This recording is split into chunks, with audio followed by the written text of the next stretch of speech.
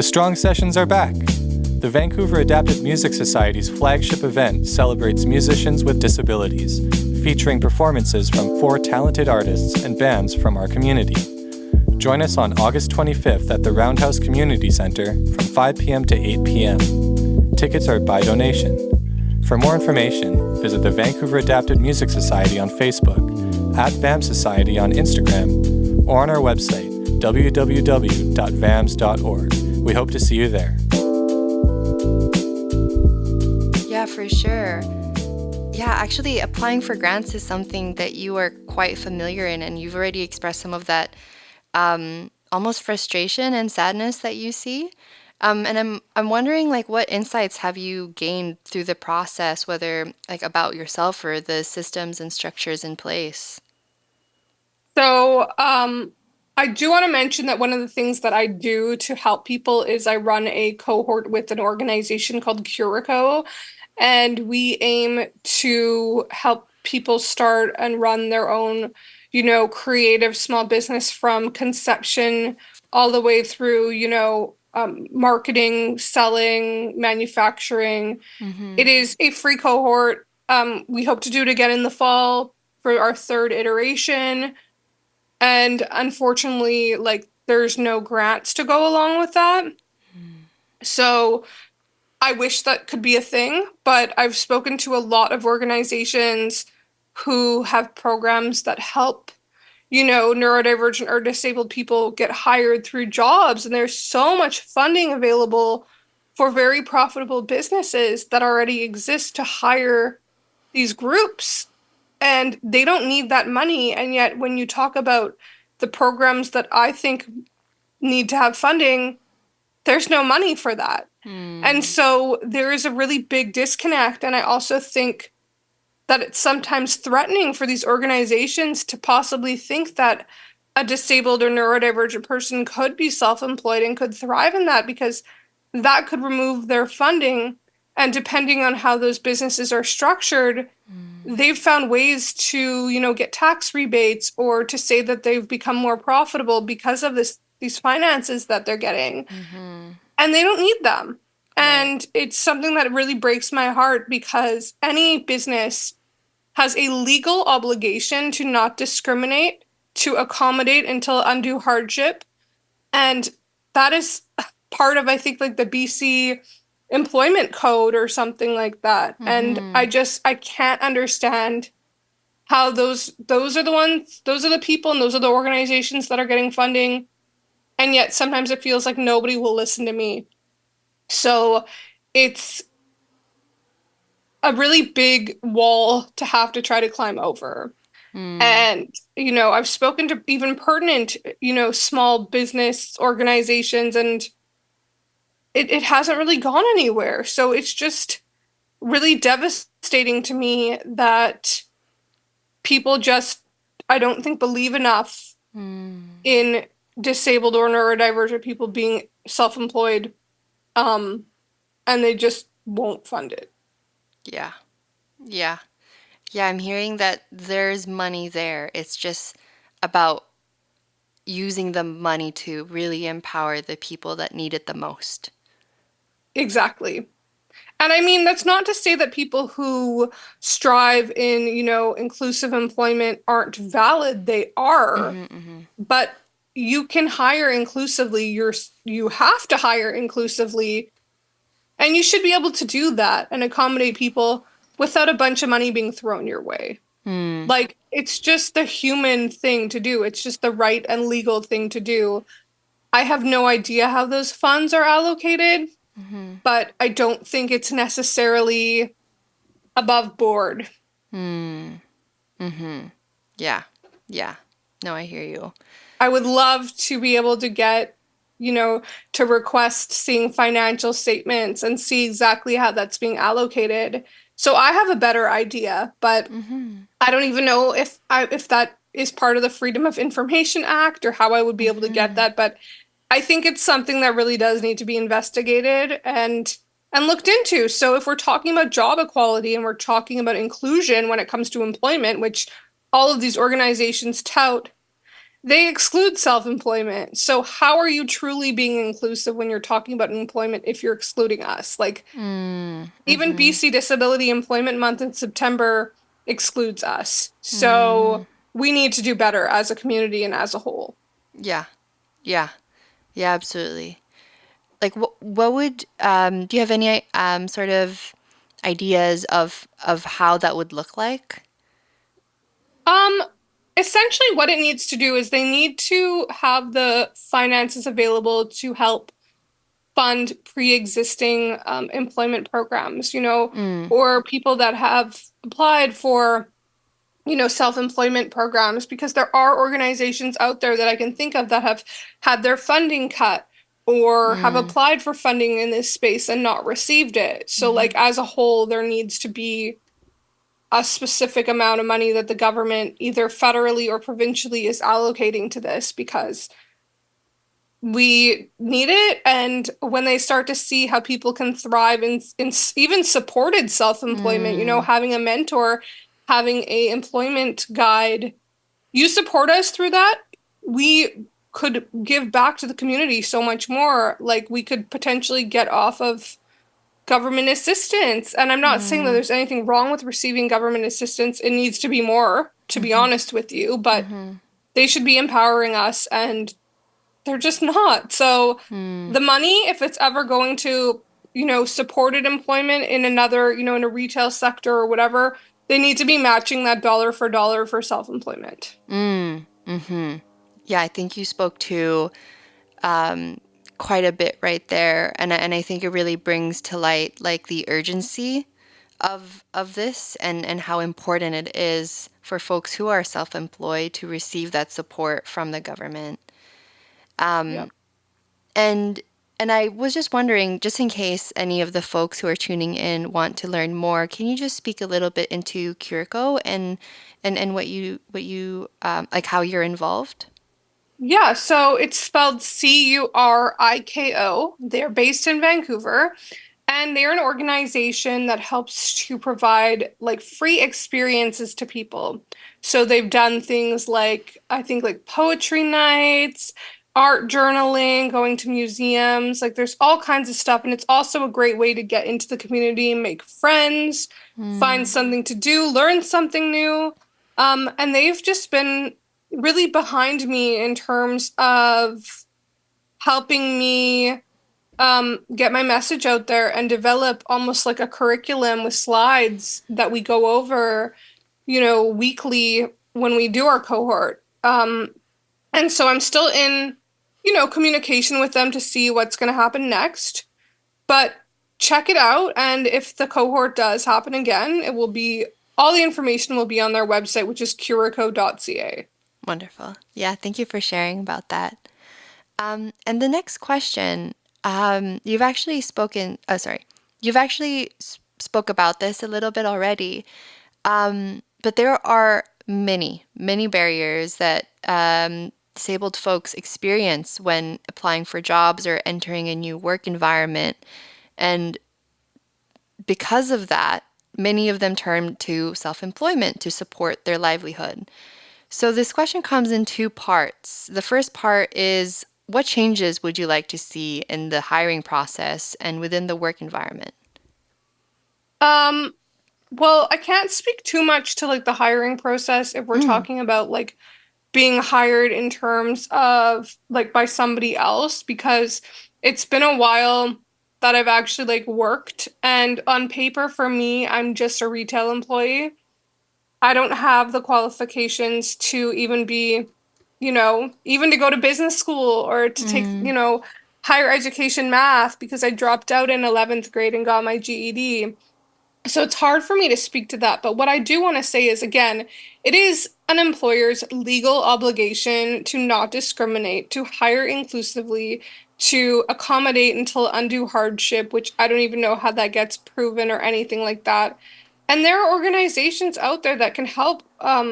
I think like Neil Squire helps with, technology and stuff like that. There are third party um, employment supported employment programs that can mhm, help people feel like they have somebody to fall back on or somebody to check in with when they get Mm-hmm. hired by somebody else.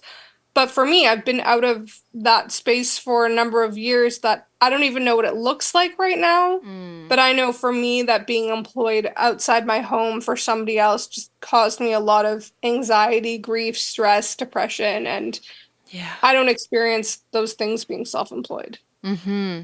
Yeah. Yeah, for sure. Um, and this is sort of um this is tied into what you were just sharing, but I'm actually also going to be interviewing this woman named Alice, and she headed the Youth Leadership Initiative, which was this research project that looked into essentially the anxiety around applying for jobs and work, and being in this environment for youth. So Canadians, I believe, aged 19 to 29. And this will be a different interview with her. But there is actually like that research available for folks if anybody wanted to look into it. And it essentially highlights all of the feelings that you were also just sharing right now, about that anxiety as well. And it's not about not wanting to work, but it's just about feeling supported enough and feeling like they have complete autonomy over their time and that flexibility too. You know, for example, like I don't think anybody really wants to feel micromanaged, right? Like to, yeah, it's to have. It's not good. It's not fun. And I mean, I was in a grocery clerk kind of position where I was, stalking in the back, and the manager would always be like down my throat. Like she would always be after me, and that's just not healthy. Mm-hmm. So that's why these things need to change. Mm-hmm. Because whether or not you disclose you have a disability, whether or not you have a disability, everybody deserves to be treated with respect. And I find that Mm-hmm. that is so lost these Mm-hmm. days because there's deadlines, there's financial, goals to meet, and Mm-hmm. it ends up trickling down to the retail employee who oftentimes doesn't get much more than minimum wage. And Mm-hmm. so even though that recently went up, it still doesn't match the living costs. Mm. So when you're at work making, X amount of dollars every hour, that is stressful because you still don't know if you're going to be able to make ends meet. And you're also sometimes putting yourself out physically. Like it is physically laborious to do a Yeah, lot of these jobs. And so of whether or course. not you even have a physical disability, it's exhausting. Mm-hmm. And yeah, I think that the landscape needs to change. And because it didn't Absolutely. change around me, I was the one that had to change it for myself. Mm. Yeah. Oh, that's so powerful. Yeah. Yep. Yeah. And and also it brings to light to the power of community, and how empowered your business is to do what it does because it has the support of many folks. And I also have to honor, of course, all the other stories of folks with different disabilities who don't receive as much support, and that's also part of that reality, right? Yep. It is a really sad reality, and you hear about that so often. Mm-hmm. And you hear about people, getting fired or losing their job and then not knowing what's next and not knowing where to go or who to turn to. Yeah. And it's just unfair because I think a lot of the time when we talk about inclusive employment, it's really how the disabled person is going to benefit the employer, not the other way Mm. around. Mm-hmm. Yeah. Yeah. I hear you. Yeah, that is a huge issue because it is performative to its core, and it's not. Incredibly performative, especially when they're using buzzwords like, oh, hiring disabled people is good for business and it increases our bottom line. Like that's not okay. Mm-hmm. Yeah. Like we want authentic forms of social justice. Exactly. And that's not it. That's why I think, like I Mm-hmm. said, if I get to that point where I can start hiring people who are like me, that's what inclusive employment looks like. It looks like a neurodivergent disabled person running a business, hiring other people who are Mm. like them, not allistic able-bodied people hiring disabled people and expecting to know what our needs are like and when we need to take breaks and what that looks like. It's completely different. It's differently structured than a normal job. Like I Mm-hmm. sometimes can't work certain days. Mm-hmm. So I'll wait for a day that I can work on those orders and go take a nap if I have to. And I Mm-hmm. wouldn't be able to do that anywhere else. Mm-hmm. Yeah. Yeah. Yeah, because the power dynamics is so different when you're in a workplace that doesn't accommodate your needs. 100%. Mm-hmm. 100%. And yeah, that's what I strive for. I strive for something different. Mm. That's so beautiful. Margaux, you've talked about some of your long-term goals for your business, for being in a position to be able to hire folks and to really give that experience and that feeling and sense of community and belonging to folks within the workplace setting. But I'm also wondering what your long-term goals are for your advocacy work. Yeah, so for my advocacy, I really want to be able to be a keynote speaker at an event because I feel like my story really aims to just not necessarily inspire, but reduce the barriers that a lot of people mentally put up for Mm-hmm. what, autistic people are capable of.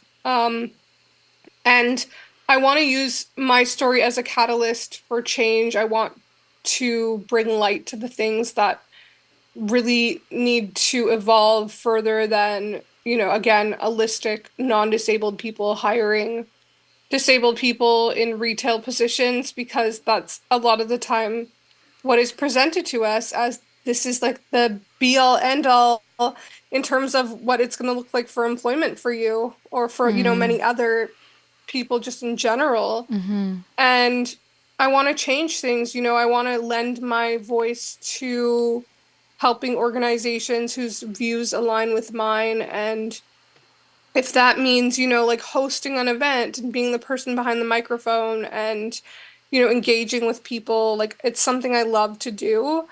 And public speaking just gives me a real thrill. It gives me a just joy. I want to do more of it.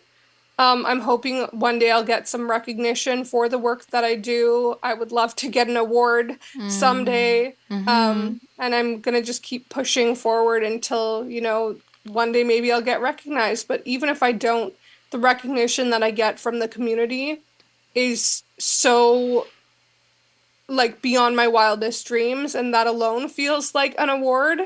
But unfortunately, in certain spaces, to get taken seriously, they need to see those things, Yeah. and you need to have those on paper. And I'm just honestly grateful, and maybe I can help other people pursue their advocacy journey. And when they ask me, I tell them like get involved with a nonprofit. If you want to do public speaking, find a nonprofit whose views align with yours. And chances are, if they see what you're capable of, they'll utilize you to help get their message further. And if it Mm. aligns, then it's so wonderful. And that's kind of how I got started with my speaking. Mm-hmm. Yeah. Yeah. Yeah. Oh, I hear lots of things and I hear just like we've shared in the beginning of the this this talk that it's so important to live for others and it's and also to receive that recognition because I get you like sometimes to be accepted into newer spaces, and usually these spaces hold a little bit more power over, let's say, policy making or decisions or just wider community impact. It's also important to get that acknowledgement, like of your work thus far, and like if only if only like community could also just give you this award, right? Like if that was enough, then you wouldn't need bigger recognition. But no, I hear you, and it does sound like there's so much determination behind what you do, and that I have no doubt you're going to be breaking down more doors. Thank you. I think when people see what I do, it makes them sometimes realize that, they can do something that they've dreamed of, and I do some one-on-one mentoring or coaching occasionally, and I always want the person that I'm working with or supporting to feel like there are so many ideas out there. We just need to explore them and see Mm-hmm. which one sticks. And that's exactly how my journey kind of led me to this, I was trying different things. I got fired and then I pivoted and then I figured out, okay, like what's going to work? And then you just try different things until something sticks. And this is stuck. So, Mm-hmm. I'm fortunate for that. But if I can use the experiences that I have, knowing that nobody really helped me to help other people, then I guess I was meant to learn these things in my own way for that Mm. purpose. Mm-hmm. Yeah, and to share it with others. Yeah. Yep. Uh, so as we're coming to the end of our talk, I was wondering if there was anything that we didn't get to talk about that you'd love to share with folks that are tuning into today's episode. Mm, Nothing that I can exactly think of, but if anybody who's listened wants to reach out to me and wants to talk or anything like that, I'm always happy to do so, and they can find me on the links that you are going to provide. And yeah, I just ultimately at the end of the day, I want to use my skills and my talents to help people, and you know, Mm-hmm. things are possible, and sometimes, yeah, there's barriers to entry, but we need to work together as a collective whole to try to remove those barriers because unfortunately the organizations are just not going to do it for us until we really push. And who knows, I'm going to probably have to start a nonprofit one day when I can really have the energy behind it, and it's going to be dedicated to disabled and neurodivergent small business owners and entrepreneurs and self-employed people, and that's the goal because Mm. for me it's like if nobody else is doing it then I guess I have to, and so that's kind Mm. of how I've led my life, and it's okay to Mm. be that way. It's okay to find your voice and your strength and move forward with what you're Mm-hmm. able to do, and if you're not able to do it, Mm-hmm. there's so many things that we can still learn. Yeah. Yeah. I from the stories that you just shared, it's such a it's such it's like a true example of taking complete ownership of your narrative even when you've been told that you can't, and you've embodied the I can, and that I will make this possible in one way or another, and I have a community to back me up and to support me through this. Exactly. But one thing that I learned that's so important is you cannot please everybody. Oh yeah. So at the end of the day, if you're making sure that you like it and that there are people that Yeah. support you, that's cool. Like not everybody understands my pins, and that's okay. They don't have Mm-hmm. to. Yeah. My pins are not for them then. Mm-hmm. So we can't expect perfection because it just Yeah. doesn't exist. So that's also something that's been a really hard lesson to learn, but also a really important one. Absolutely. Yeah. Is that the people that need to find you will find you. Exactly. And Mm-hmm. they'll find themselves in the work that I'm doing. Mm. Yeah. Yeah. Oh, that's so beautiful. Well, thank you so much, Margaux, for this beautiful conversation and honestly very inspiring to hear about the work that you're doing and that you're committing yourself to in your own ways, you know? So, yeah, thank you for making the time. Thank you for coming on here and for sharing all of your wisdom with us. Thank you so much for having me. This podcast is brought to you by the Vancouver Adapted Music Society. Since 1988, VAMS has been supporting and promoting musicians with disabilities in Metro Vancouver through various programs, including music lessons, recording projects, and live performance opportunities. To learn more about us, visit our website at www.vams.org, at VAMS Society on Instagram, the Vancouver Adapted Music Society on Facebook, or email us at info@vams.org. Thanks for listening.